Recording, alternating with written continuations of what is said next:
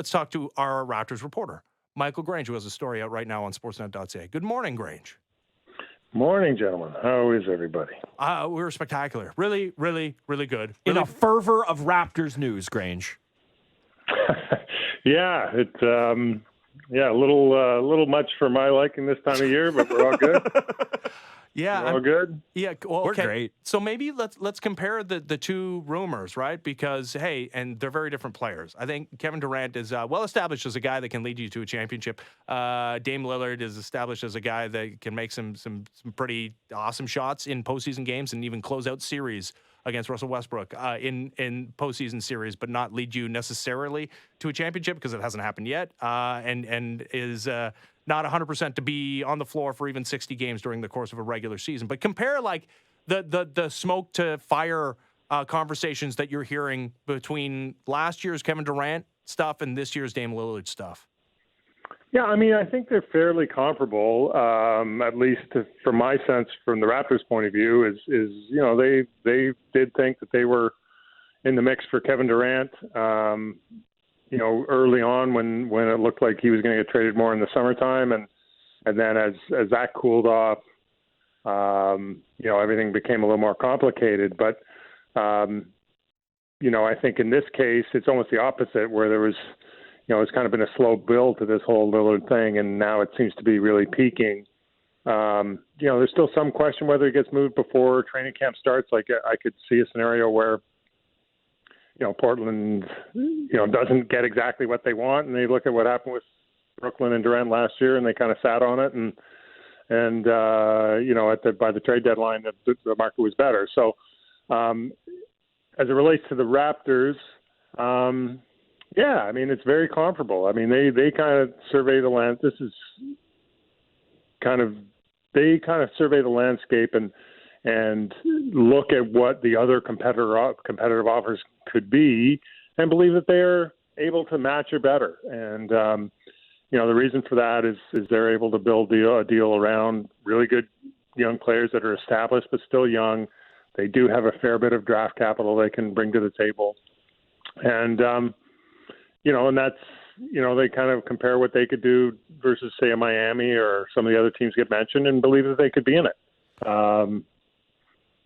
That's sort of where it's at. I think they're actually comparable. I mean, I think there was, the Kevin Durant stuff was pretty real, and the Dame stuff is also kind of in the same boat. I think one thing that was a little different is my understanding is Durant right off the bat sort of kind of viewed Toronto as a potential.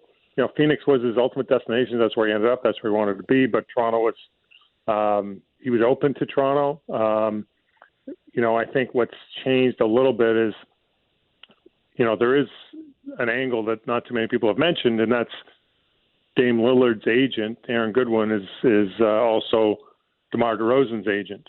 And things did not end well for not so much for DeMar. I mean, DeMar, obviously there's a lot of hard feelings there, but I think his representation was, took it pretty personally too.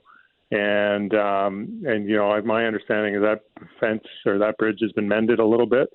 And, and that's maybe what's changed in the last week or so is it's not evident that there's an obvious or easy way for Dame Lillard to end up in Miami. And so then he's in a situation who says, well, if I'm not going to be in Portland, where can I be? And I think Toronto's an option.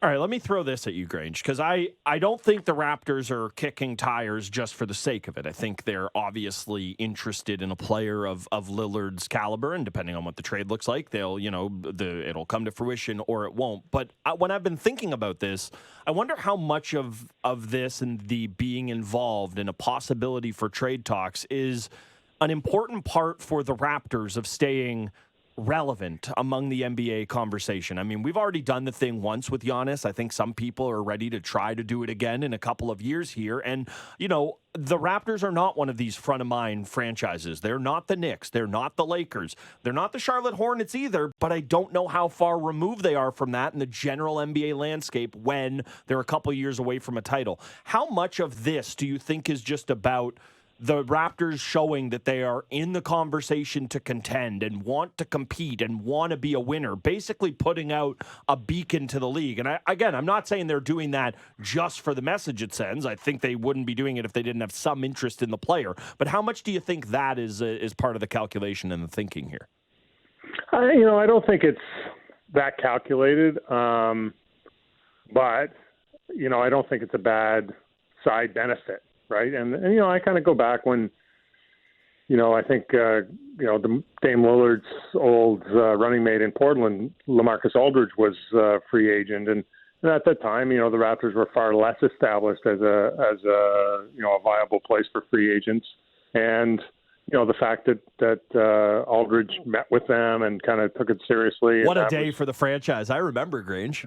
Yeah, they got out there. I mean, so I take your point. Like, I think, it's important to be in the conversation at moments like this. And unless you're going the opposite way and you're full-blown rebuild and you're just kind of like opting out for 3 or 4 years, it is important to kind of let the league know. And by the league, I mean other GMs, other agents, other players that, you're serious about trying to win.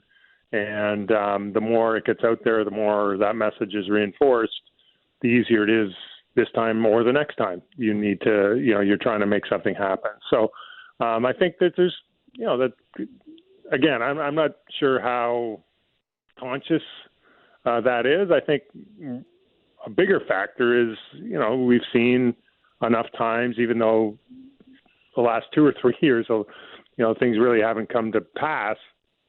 If you go back over, the Bobby Webster, Masai Ujiri's history together, Jeff Weltman before that, they were pretty aggressive, going back to when they acquired PJ Tucker and Serge Ibaka.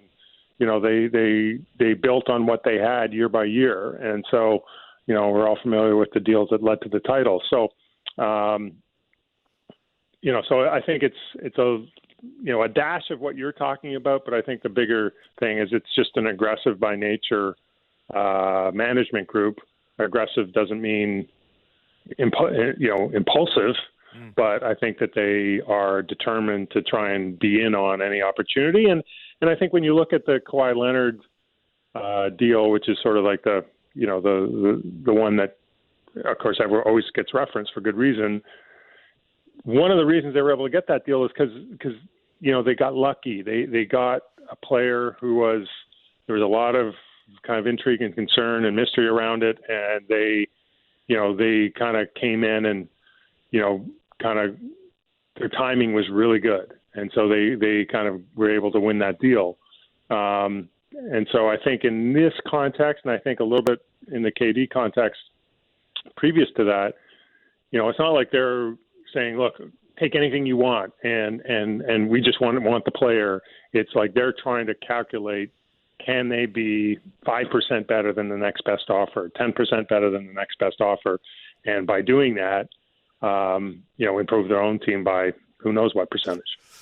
This Insider is brought to you by Don Valley North Lexus, where you can expect excellence online and in the showroom. Visit DonValleyNorthLexus.com. So that raises the question, is how good is a Raptors team with a core of Pascal Siakam, Scotty Barnes, and Dame Lillard, assuming that OG Anunoby would be on the way out, and maybe Grady Dick as well, and maybe Gary Trent Jr. This is a team that won 41 games, and Dame Lillard's a great player, but like I said, I mean, it's different than Kawhi Leonard, who already had a Finals MVP under his belt. This is a guy is a good player, again, in his 30s, and not always healthy. How good is that Raptors team if you pull off the trade that's been rumored to be on the table?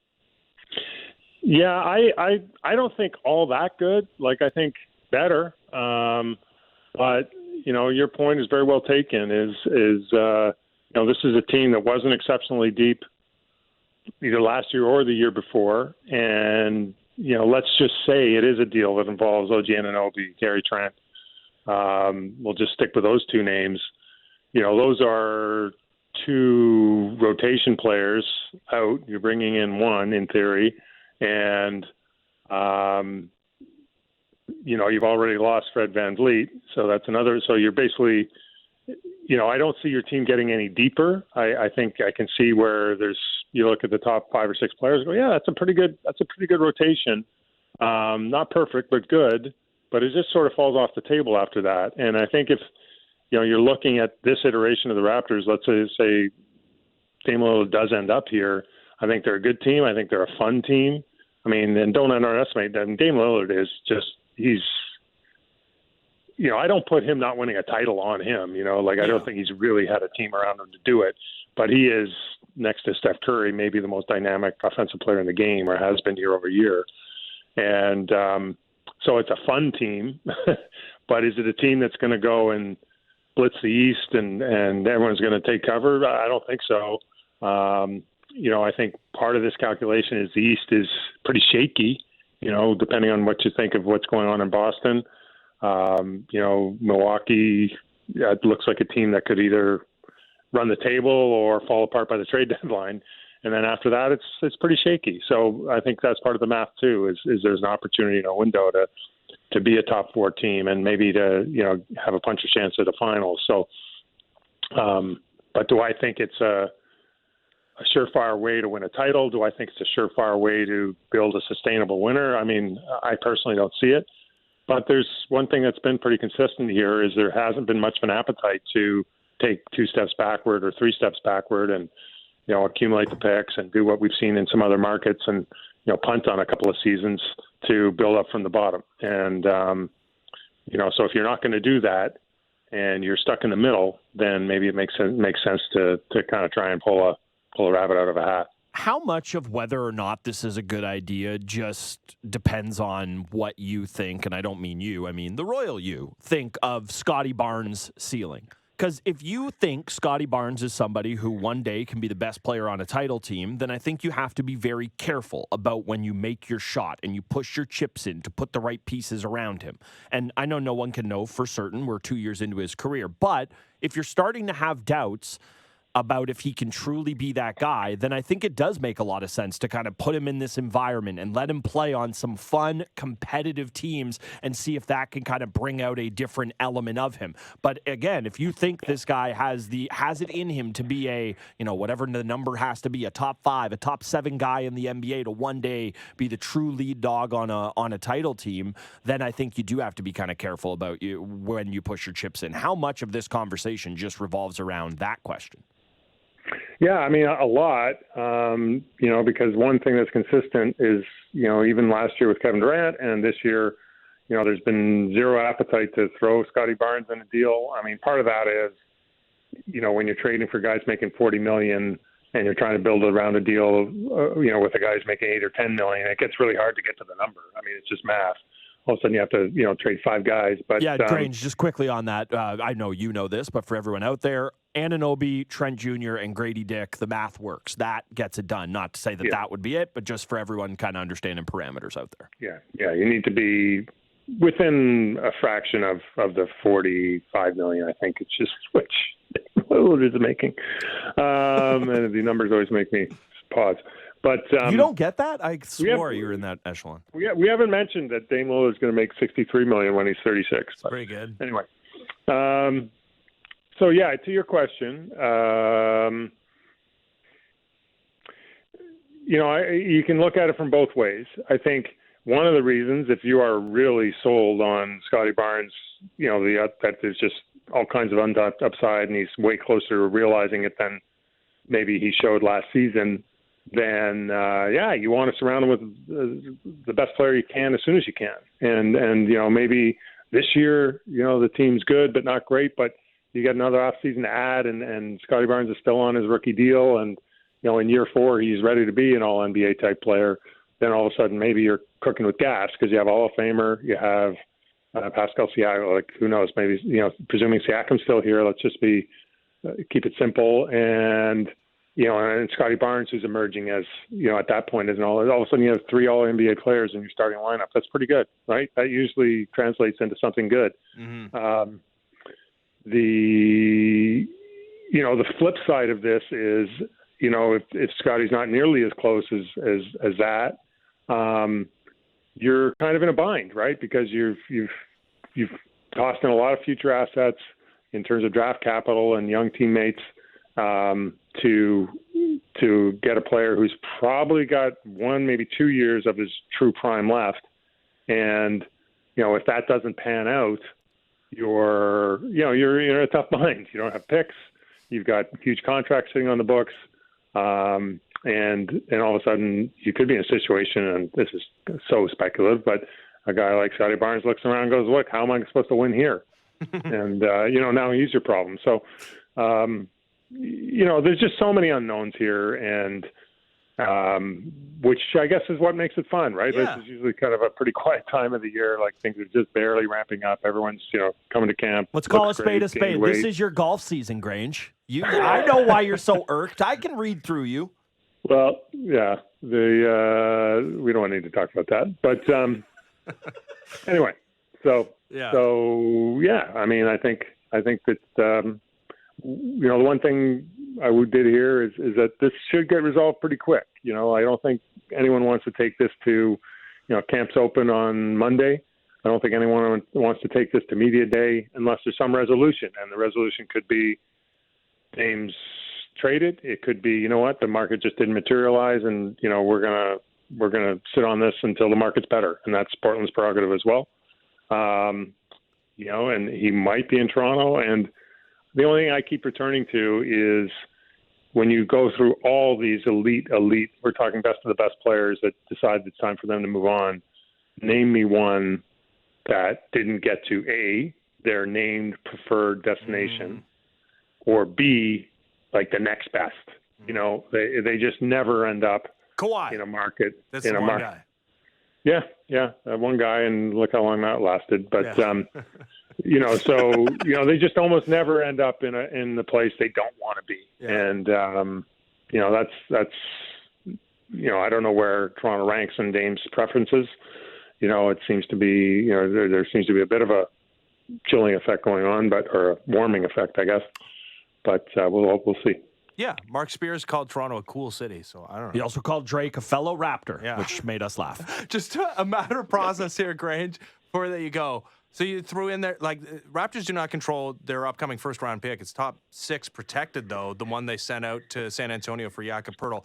They have to unprotect that pick if they're trading future first? What's that? Because that seems bad, because Dame played for the Portland Trailblazers this year. He didn't play the whole season, and they still ended up in the lottery and selecting third. And I know it's not supposed to be the greatest draft class, but I think you'd want the third overall selection if Dame got hurt this year. Yeah, the little technicality there is you can only trade first-round picks 7 years out, and you can't trade consecutive first-round picks. So you can't trade 3 years straight. And it's called the Stepien rule. It was put in to kind of save owners from themselves. And so, when there is protections on a pick, which means that in 2024 that pick may or may not convey, then the soonest the Raptors would be able to trade a first-round pick would be 2026, and then they'd be able to trade 28. And I think I've got this confused. 24. Anyway, I'm not very smart on that this time of the day. But the point being, if you waive, that's what it is.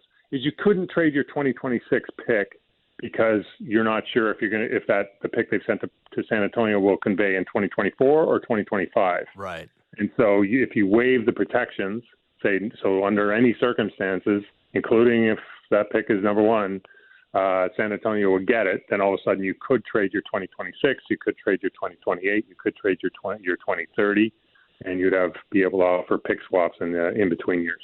Yeah, so the Spurs are very much rooting for this to happen. They're like, go for it. Go for it, Raptors. Trade all your picks away. Grange, great reporting. Thanks for doing this, man. All right. Thanks, guys. Have a great day. All right, you too. Michael Grange.